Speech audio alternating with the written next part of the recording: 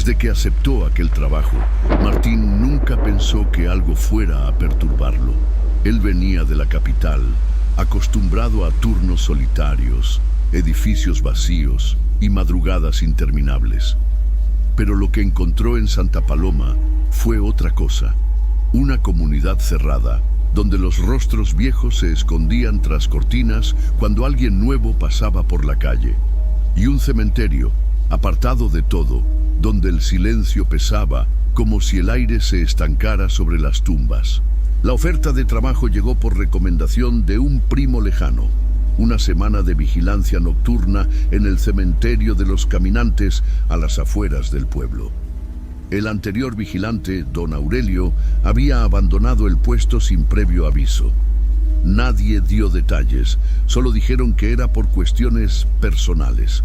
La paga no era mala y, siendo franco, Martín necesitaba el dinero. El primer día fue tranquilo.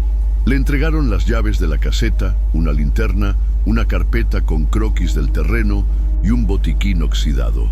Lo acompañó un joven de la alcaldía que no dijo mucho. Solo lo dejó en la entrada y se marchó rápido, como si no quisiera quedarse ni un minuto más ahí. Martín revisó el perímetro antes del anochecer. No era un cementerio grande. Tenía tumbas viejas, muchas sin nombre, cubiertas por maleza. En el centro, una construcción baja de piedra, el mausoleo colectivo. Allí, según dijeron, descansaban los cuerpos sin identificar de gente que había muerto en la ruta, olvidados por todos. Al regresar a la caseta, ya con la noche cerrada, se acomodó en la vieja silla giratoria y encendió un cigarro. En el pequeño estante metálico encontró un cuaderno de tapas de cartón grueso, algo humedecido por el tiempo. Lo abrió por curiosidad. En la primera página, un nombre escrito con tinta deslavada: Luciano Gutiérrez, sepulturero municipal. La letra era desigual pero legible. Lo que leyó lo hizo sentarse mejor y dejar el cigarro a un lado.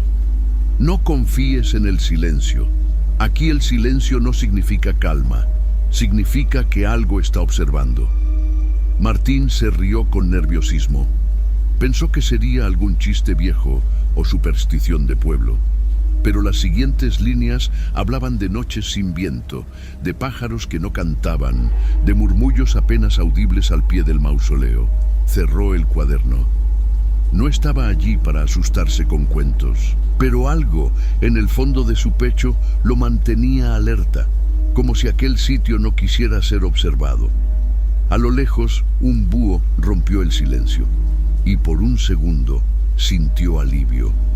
Si eres de los que aman historias como esta, suscríbete, activa la campanita y cuéntanos en los comentarios cuál ha sido tu peor experiencia en la vida.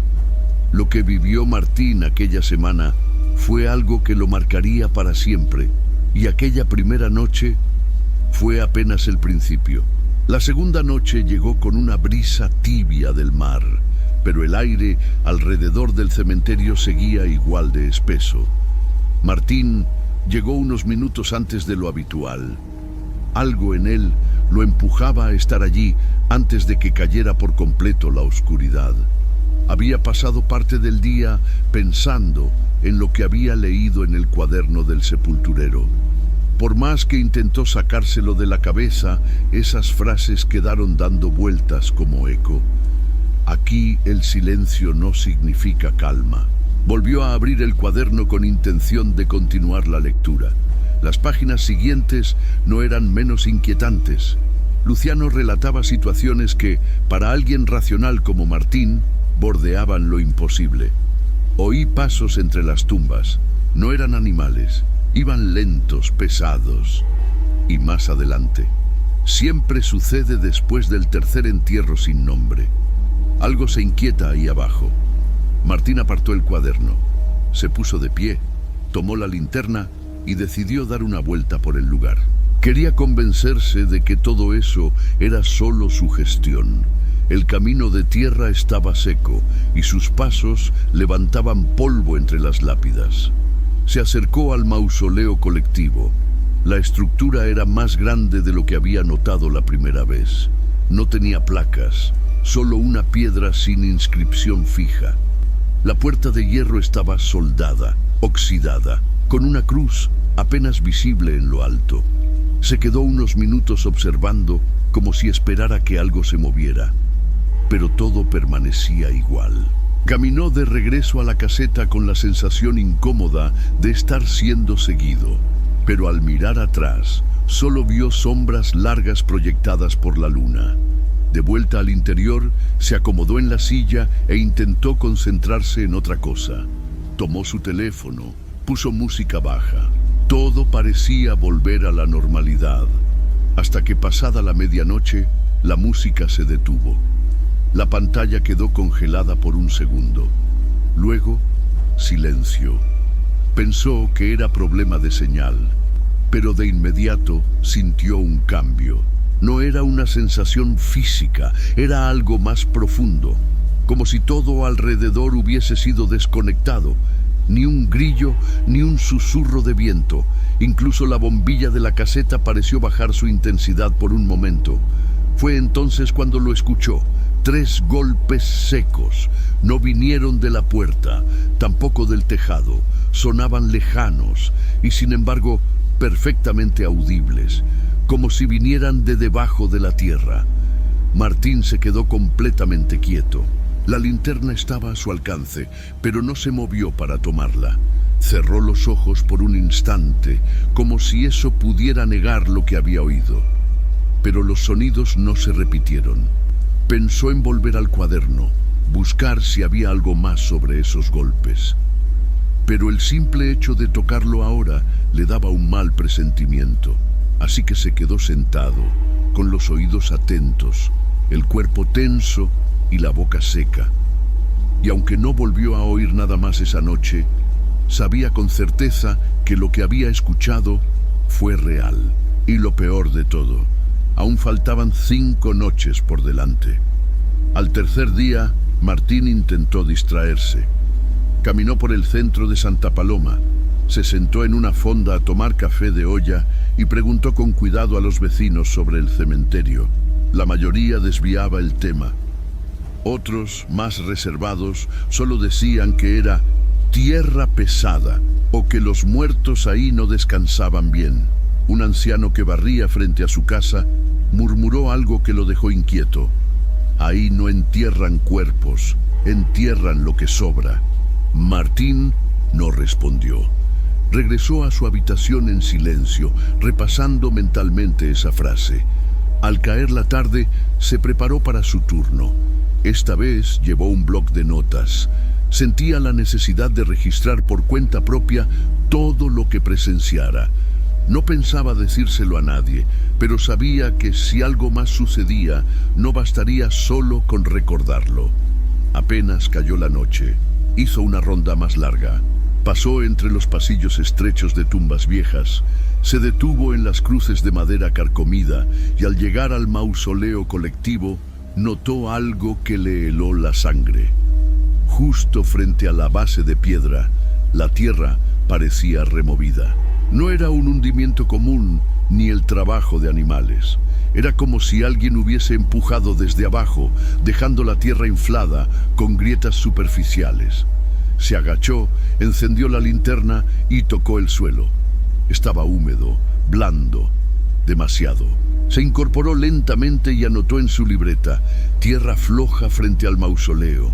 Parece reciente, no hay huellas de animales, no se escuchan grillos, silencio total. Quiso pensar que tal vez había llovido en la madrugada, pero el resto del cementerio estaba seco. No había rastro de humedad en ningún otro punto. El silencio, otra vez, era absoluto. Volvió a la caseta con la piel erizada. Durante horas permaneció sentado, revisando fotos antiguas del cementerio en su celular. Una imagen aérea tomada por Google años atrás mostraba el lugar con menos cruces, menos lápidas. Y curiosamente, el mausoleo tenía un tamaño distinto, como si en algún momento lo hubieran ampliado. Pasadas las 2 de la mañana, Martín se quedó dormido unos minutos. Soñó con alguien golpeando suavemente la puerta de la caseta. Un golpeteo tímido, insistente, seguido de una voz ronca que decía: «Todavía no». Se despertó sobresaltado, con el corazón acelerado. Miró el reloj.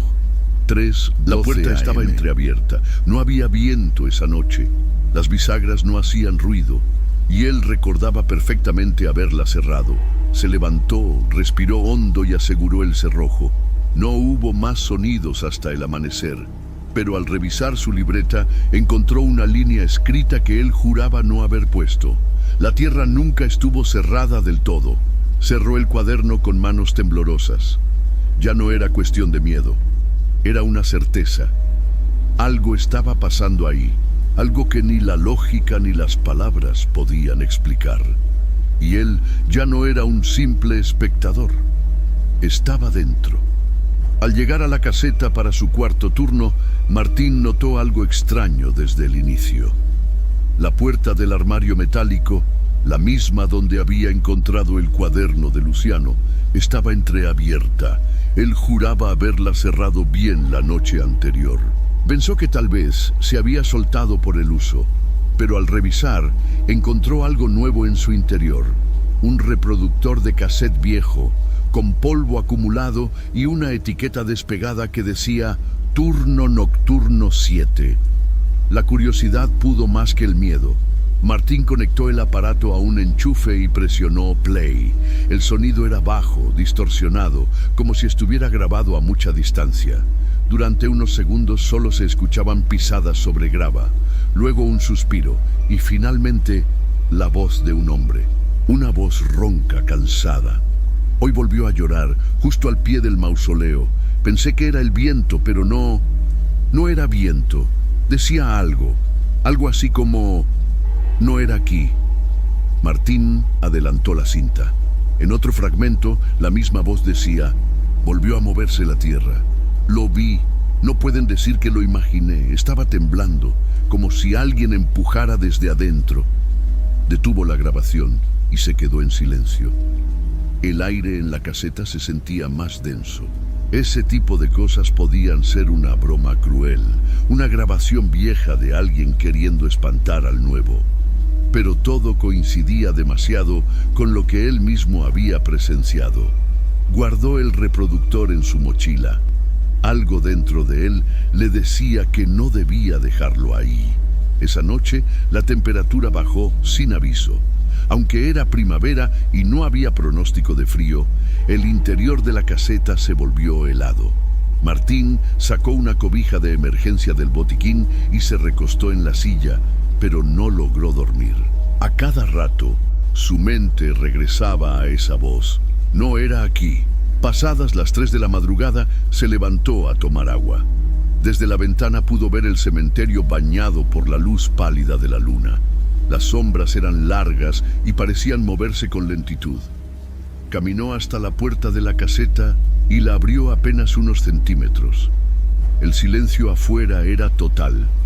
Ni un grillo, ni una hoja cayendo. Solo un leve olor a tierra mojada, aunque no había llovido. Pensó en revisar de nuevo el mausoleo.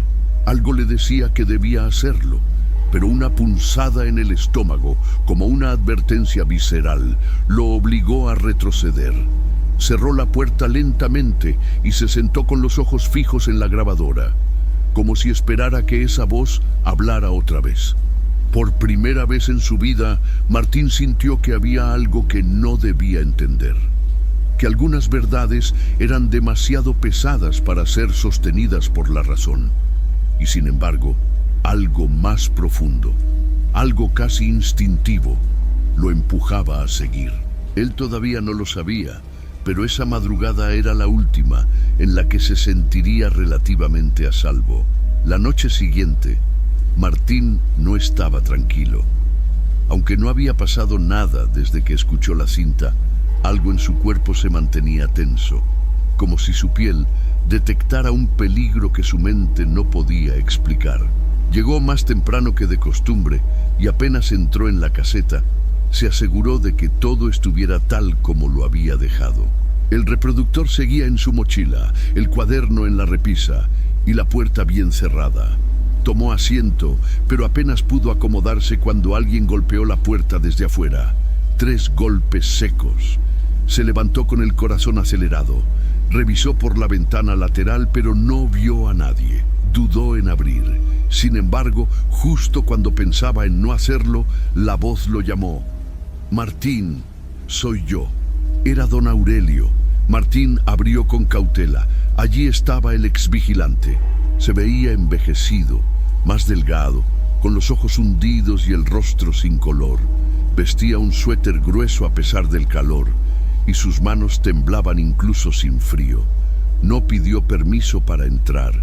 Lo hizo como si conociera la caseta mejor que nadie. «No podés quedarte más aquí», dijo sentándose frente a él. Martín no respondió. Don Aurelio sacó una foto vieja de su bolsillo. En ella, el cementerio aún sin reja, con menos tumbas, y al fondo, la figura borrosa de un hombre de traje oscuro, de espaldas. «La tomé hace años. Pensé que era uno de los sepultureros, pero no había entierros ese día». Luego continuó. «Yo lo vi, no una vez, sino varias. No se mueve como una persona, no habla como una persona. Está ahí. Y cada vez que uno más es enterrado sin nombre, él aparece. No mira a nadie, solo se queda frente al mausoleo, como esperando que lo dejen entrar o salir, no lo sé». Martín lo miraba en silencio, con la garganta seca. Cada palabra de Aurelio encajaba con lo que él mismo había empezado a vivir. Los pasos, los golpes, el silencio denso, la tierra removida. «¿Y por qué se fue?», preguntó finalmente. «Porque una noche él me miró», respondió sin titubear. «No sé cómo explicarlo. No tiene ojos, solo huecos, pero igual te mira. Y cuando lo hace, sentís que algo dentro de vos se va quebrando, como si lo que te hace humano empezara a apagarse». Martín no supo qué decir. Don Aurelio se puso de pie, le puso la mano en el hombro y dijo: «Escúchame bien, no vuelvas a acercarte a ese mausoleo. Si escuchás que llora, no vayas. Si ves la tierra moverse, no lo mires. Y si alguna vez te habla, corre, aunque no sepas hacia dónde». Dicho eso, se fue. Salió caminando despacio hacia la carretera. Martín lo vio alejarse sin decir palabra. Esa noche no pasó nada, pero al amanecer supo que era la calma antes del descenso, y que tal vez don Aurelio ya había dicho su última advertencia. Martín despertó esa mañana con un nudo en el estómago.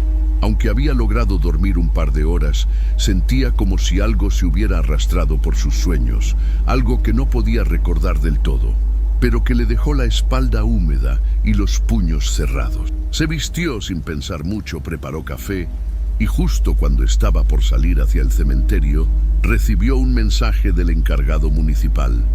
«¿Sabes algo de don Aurelio? No ha regresado a casa». Martín no respondió. Tomó la bicicleta y pedaleó hasta la entrada del cementerio. Al llegar, sintió el aire distinto, más espeso. El silencio habitual del lugar se sentía ahora como una presión constante, como si el mismo terreno le estuviera advirtiendo que diera media vuelta, pero no lo hizo. Cuando llegó a la caseta, todo estaba en orden, o eso parecía. Revisó el armario, la libreta, el reproductor, todo igual. Pero cuando salió a recorrer el perímetro, vio algo que lo detuvo en seco. La cadena del portón principal estaba en el suelo. El candado intacto. Nadie lo había forzado, pero alguien o algo lo había abierto desde adentro. Martín tragó saliva, volvió sobre sus pasos, tomó la linterna y caminó hacia el mausoleo. La tierra frente a la lápida estaba removida otra vez. No solo eso, había huellas, pequeñas marcas que no correspondían a un animal ni a pisadas humanas comunes. Parecían más bien marcas de arrastre, como si algo hubiese salido arrastrándose. Se agachó para examinar el terreno. Metió la mano en la tierra suelta. Estaba húmeda, como si aún conservara calor. Un hedor ligero a tierra fermentada le llenó la nariz. De pronto, algo lo sobresaltó. Una sombra pasó rápidamente al fondo, entre los árboles. Se levantó de golpe, pero no alcanzó a distinguir bien. El sudor le recorría la frente. Su corazón golpeaba fuerte en el pecho. Volvió a la caseta sin correr, pero sin detenerse. Cerró la puerta con traba doble. Esa noche, mientras revisaba sus notas, pensó en irse. Solo tomar sus cosas y marcharse, pero algo lo detuvo. Una mezcla de rabia, de necesidad por entender qué estaba ocurriendo. No era solo miedo, era una obsesión naciente por descubrir qué estaba enterrado en ese lugar, qué era lo que empujaba desde abajo. A las 3 en punto, mientras escribía en la libreta, escuchó los pasos. No vinieron del camino de entrada, venían del cementerio mismo, lentos, pesados, como si los pies arrastraran algo más. Se levantó, apagó la luz y observó por la rendija de la puerta. No vio a nadie, pero entonces escuchó el sonido, una respiración leve, pegada a la puerta. Era como si alguien o algo estuviera del otro lado, de pie, inmóvil, esperando. Y justo cuando pensó en abrirla, los pasos comenzaron a alejarse. Martín no abrió. Esa madrugada no volvió a dormir. Y cuando el sol asomó, comprendió que ya no estaba enfrentando una coincidencia o un mal sueño. Estaba en el centro mismo de algo que no comprendía, pero que lo había elegido. Martín comenzó su 6º turno con una ansiedad que no lograba disimular ni frente al espejo. Su rostro había cambiado, los ojos hundidos, la barba sin afeitar y ese temblor leve en las manos que ni el café lograba controlar. Cada noche era más difícil. Ya no se trataba solo de lo que veía o escuchaba, sino de lo que sentía al estar allí. Era como si el lugar supiera que él no tenía a dónde ir. Al llegar al cementerio, notó algo nuevo. Una de las lápidas antiguas, la que estaba a unos pocos metros del mausoleo, se había volcado. No parecía trabajo del tiempo ni del viento. Era una lápida gruesa, pesada. Martín no se acercó, solo la anotó mentalmente, como tantas otras cosas que ya no sabía cómo explicar. Guardó su mochila en la caseta y decidió salir a recorrer con la linterna antes de que cayera por completo la noche. Sabía que si esperaba demasiado, su propio miedo le impediría hacerlo. Recorrió los pasillos de tierra, pasando entre las tumbas olvidadas. Al llegar frente al mausoleo, se detuvo. Allí estaba, otra vez, la figura. Esta vez no la vio moverse entre sombras ni al borde del campo. Estaba parada, erguida, justo frente a la entrada del mausoleo colectivo. Llevaba un traje oscuro, empolvado y sucio, con manchas húmedas en los puños. Tenía las manos a los costados, sin tensión, y no parecía notar la presencia de Martín. El corazón de Martín golpeaba tan fuerte que pensó que podría escucharse desde fuera.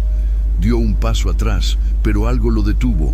No era valentía, era esa atracción malsana que produce el horror, la necesidad de mirar lo que no deberías. Levantó la linterna. La figura giró lentamente la cabeza. Martín contuvo el aire. Donde deberían estar los ojos, solo había 2 cavidades oscuras, pero él lo sentía, lo estaba mirando. Y al mismo tiempo, una voz áspera, gastada, brotó de esa boca sin expresión. Me equivoqué. La frase flotó en el aire, quebrada, como un recuerdo mal pronunciado. Martín retrocedió un paso más. Sintió que sus piernas flaqueaban. Quiso correr, pero no pudo. El cuerpo no le respondía. La criatura, porque ya no podía llamarla hombre, no se acercó. Solo dio un paso leve hacia un costado y en un parpadeo desapareció. No caminó. No se esfumó con el viento. Simplemente dejó de estar allí. Martín cayó de rodillas, sin poder hablar. La linterna se le resbaló de las manos. Durante minutos, el cementerio quedó sumido en un silencio más profundo que de costumbre. Era como si el aire mismo se hubiera contenido, como si incluso el tiempo dudara en avanzar. Cuando logró levantarse, sus manos temblaban tanto que no pudo abrir la puerta de la caseta a la primera. Cerró por dentro y se sentó en el suelo, junto a la pared, mirando la puerta sin parpadear. Aún sentía esa mirada vacía clavada en su cuerpo. Y esa voz que no parecía de este mundo, pero que se había grabado dentro de él como una herida que no cerraría jamás. Martín no volvió al cementerio la noche siguiente. Se presentó por la mañana en la alcaldía de Santa Paloma con el rostro pálido, las manos manchadas de tierra seca y una carpeta de papel amarillento bajo el brazo. No pidió hablar con nadie. Solo dejó el sobre el escritorio de la secretaria con una nota escrita a mano: para quien se atreva a reemplazarme. Dentro del sobre había 5 documentos: una copia del cuaderno de Luciano, una transcripción de la grabación del cassette, un mapa rudimentario del cementerio con marcas alrededor del mausoleo, una carta escrita por Martín y un botón de traje, viejo y oxidado, que había encontrado días antes frente a la entrada del panteón colectivo. En su carta fue directo: no estoy loco. Todo lo que está aquí ocurrió. No sé quién es ni qué es, pero está ahí, bajo esa tierra. A veces sale, no camina, no grita, solo observa, espera. No busca venganza ni compañía, solo está buscando su lugar y no lo encuentra. Si insisten en mantener este cementerio activo, háganlo bajo su propio riesgo. Pero nunca, bajo ninguna circunstancia, dejen que alguien se quede allí solo de noche. No firmó la carta. Esa misma tarde abandonó el pueblo sin despedirse. Nadie lo vio subir al autobús, pero la caseta amaneció vacía. Las llaves colgaban en un clavo junto a la puerta y en la mesa había una nota breve, escrita con lápiz: ya no es mi turno. La alcaldía no emitió ningún comunicado oficial, pero en las semanas siguientes el cementerio fue cerrado por mantenimiento. Colocaron una reja nueva, un candado más moderno y un cartel que decía: acceso restringido por reestructuración. Los vecinos lo notaron, pero nadie hizo preguntas. Algunos afirmaban que habían visto moverse luces dentro del predio por las noches, como si alguien caminara con faroles entre las tumbas. Otros aseguraban que las cadenas del portón se escuchaban vibrar cerca de las 3 de la mañana, aunque no hubiera nadie cerca. Pero nadie lo investigó. Martín, desde la distancia, intentó seguir con su vida. Cambió de número, evitó hablar del tema y quemó la mayoría de sus anotaciones personales. Sin embargo, algo persistía en él. Cada vez que cerraba los ojos, veía ese rostro sin ojos, esa postura rígida, esa voz que, aunque solo dijo 3 palabras, se repetía en su mente con un eco que no se iba: me equivoqué. Nunca supo si hablaba de la tumba, del lugar o de sí mismo. Pero una cosa le quedó clara: esa cosa no buscaba venganza, buscaba corregir un error, y mientras no lo lograra, seguiría allí, esperando. Pasaron casi 2 años desde la misteriosa salida de Martín. En ese tiempo, nadie más aceptó el turno nocturno en el cementerio de los caminantes. Durante el día, empleados de la alcaldía se encargaban del mantenimiento básico: cortar el pasto, limpiar caminos y poco más. El mausoleo colectivo se mantuvo intacto, con una valla simple a su alrededor, y los rumores sobre lo que ocurría allí comenzaron a desaparecer lentamente, como si el olvido fuera una defensa natural del pueblo. Pero la necesidad siempre encuentra forma de colarse. Gabriel, un joven de 26 años, desempleado y recién llegado de Tlacotalpan, aceptó sin pensar mucho el puesto de vigilante. La paga era buena para la zona y el único requisito era cubrir el turno nocturno. Nadie le mencionó la historia anterior. Nadie le advirtió nada. En su primera noche, Gabriel llegó con una mochila, su termo de café y la determinación de quien no cree en historias de pueblo. La caseta había sido remodelada, pintura fresca, un escritorio nuevo y una lámpara LED instalada en el techo. Parecía un lugar inofensivo, Sin embargo, al revisar el pequeño armario metálico, encontró algo que no cuadraba con el resto. Un sobre viejo, con las esquinas quemadas y un nombre escrito a mano con lápiz: Luciano. Dentro había solo una hoja arrugada, con una frase en letras temblorosas: no era aquí. Gabriel frunció el ceño. Pensó que era una especie de broma o algo olvidado por un trabajador anterior. No le dio importancia. Cerró el armario, se acomodó en la silla giratoria y encendió la radio. A las 12 en punto, salió a dar una vuelta por el perímetro. El cementerio, bajo la luz tenue de la luna, parecía completamente normal. Tumbas viejas, algunas flores secas, otras tumbas hundidas. Nada extraño. Caminó hasta el final del sendero y se detuvo frente a la construcción de piedra. El mausoleo colectivo se veía más antiguo de lo que imaginaba. La valla que lo rodeaba apenas se sostenía. Observó por unos segundos. Nada. Ni ruidos, ni movimiento. Regresó a la caseta. Al cerrar la puerta, creyó escuchar algo a lo lejos. Un sonido casi imperceptible, como si alguien sollozara muy bajito. Se quedó en silencio, con la mano en la perilla de la puerta, pero el sonido no se repitió. Se convenció de que era su imaginación o el viento colándose entre las ramas. Acomodó su mochila, se sentó y sacó un libro. A las 2:37 de la madrugada volvió a oírlo. Esta vez fue más claro. Un suspiro. No fue el viento, no fue un animal, fue un suspiro humano que se sintió detrás de él, dentro de la caseta. Giró de inmediato con el corazón disparado. No había nadie. Todo estaba igual. Pero su taza de café, que había dejado llena sobre la mesa, estaba volcada, y el líquido se escurría lento por el borde. Gabriel no era supersticioso, pero tampoco tonto. Cerró su libro, apagó la radio y se mantuvo despierto hasta el amanecer, con la espalda pegada a la pared y con la certeza de que ya no estaba solo. Gabriel no regresó la segunda noche. Sus pertenencias seguían en la caseta: mochila, radio portátil, libro marcado por la mitad. Incluso su bicicleta estaba apoyada junto al enrejado de entrada, exactamente en el mismo lugar donde la dejó la madrugada anterior. El encargado de mantenimiento fue quien la vio primero al llegar. Extrañado por la ausencia del joven, dio un vistazo rápido a la caseta. Todo parecía en orden, hasta que notó que la silla estaba caída y la puerta trasera entreabierta. No había señales de violencia, no había huellas. Solo un rastro tenue de tierra seca desde la puerta hasta la parte trasera de la construcción. La alcaldía no hizo un reporte oficial. Dijeron que Gabriel había abandonado el puesto voluntariamente.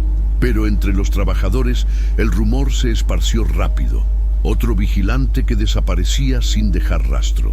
Nadie lo dijo en voz alta, pero todos lo pensaban. El cementerio ya no era un simple lugar de entierros. Era una especie de trampa sin paredes, un espacio donde el tiempo parecía doblarse y la lógica dejaba de funcionar.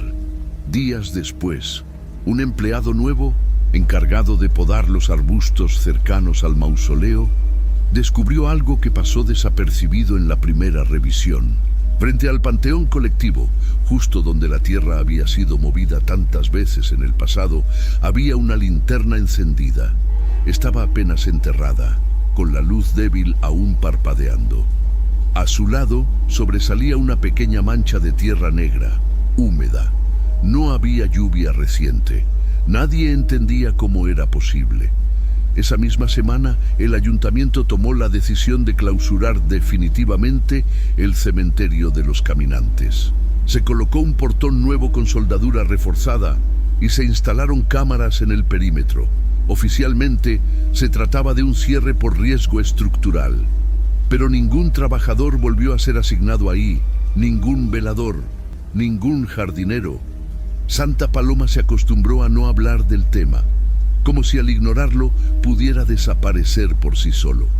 Pero algunos vecinos, los que vivían más cerca del muro norte, decían que en noches sin luna, el silencio volvía a espesarse, y que si uno prestaba verdadera atención, a veces se oía un lamento corto, seco, como si alguien, desde algún rincón del subsuelo, aún buscara consuelo. Un último murmullo sin nombre, un error sin corregir. Y aunque la tierra parecía quieta, los que conocieron la historia sabían que solo estaba esperando.